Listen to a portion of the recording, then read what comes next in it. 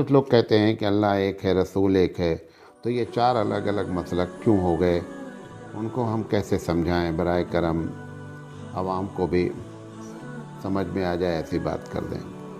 لمبا جواب ہے، مختصراً جواب دینا چاہتا تھا میں، اس کے بجائے ایک بات آپ کو کہہ دیتا ہوں۔ یہ ہمارے دوست ہیں بہت قریبی جنہوں نے سوال پوچھا ہے، مولانا زکریہ علیہ الرحمہ کا ایک چھوٹا سا پمفلیٹ ہے، اور اس میں انہوں نے اختلاف ائمہ الاربعہ کہ آخر ائمہ اربعہ کا آپس میں اختلاف کیوں ہے، تو میری سمجھ سے وہ پڑھ لیا جائے تو اس میں ساری باتیں کلیئر ہو جائیں گی۔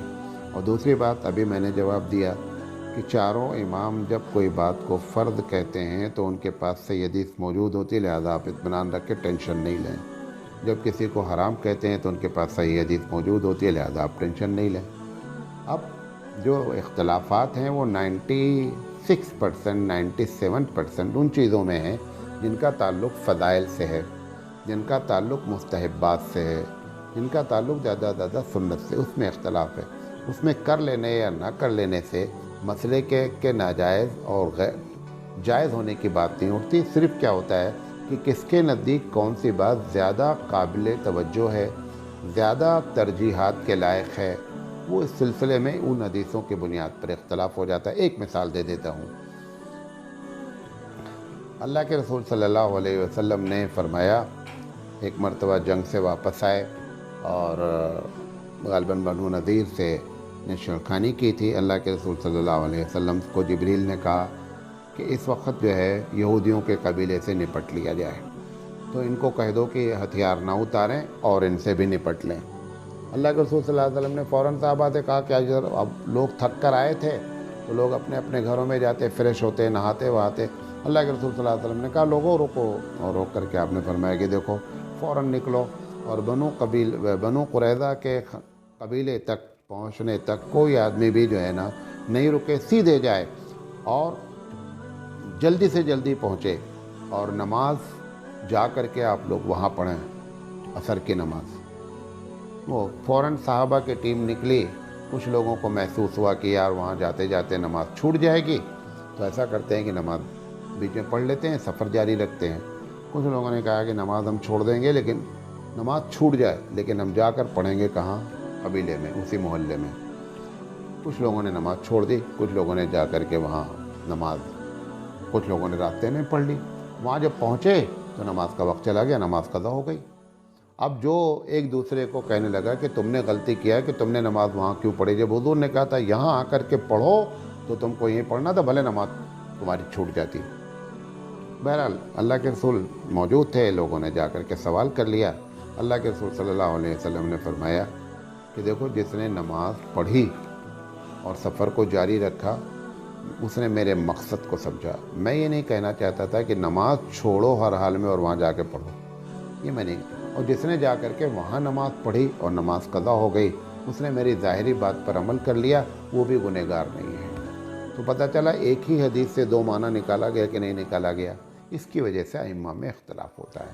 تو ایک وجہ ہوتی ہے حدیث ہی مختلف ہوتی ہے، ایک حدیث ایک بات کہتی ہے، دوسری حدیث ایک بات کہتی ہے۔ کسی امام کے پاس وہ حدیث معتبر ہوتی ہے، وہ اس پر مسلک، دوسرے آدمی کے پاس، دوسرے امام کے پاس دوسری حدیث معتبر ہوتی ہے، وہ اس کو مسئلہ بیان کر دیتا ہے۔ یہ پہلی بنیادی وجہ ہوتی ہے۔ اور دوسری بنیادی وجہ کیا ہوتی ہے؟ حدیث ایک ہوتی ہے لیکن سمجھنے کے لحاظ سے جو ہے وہ دونوں ایک ہی بات کو الگ الگ انداز سے سمجھ لیتے ہیں، لہذا مسلک بن جاتا ہے۔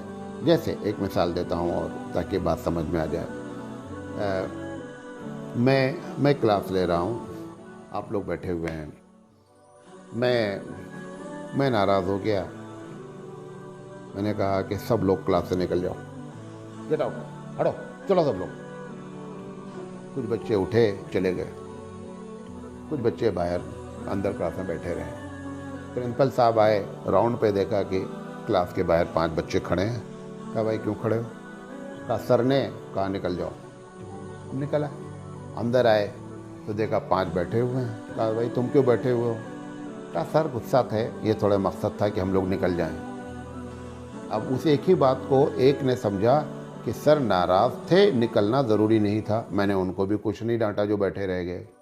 جو چلے گئے میں نے ان کو بھی نہیں ڈانٹا کیونکہ میں نے کہا تھا گیٹ آؤٹ، لیکن بات جملہ ہم نے ایک ہی کہا تھا۔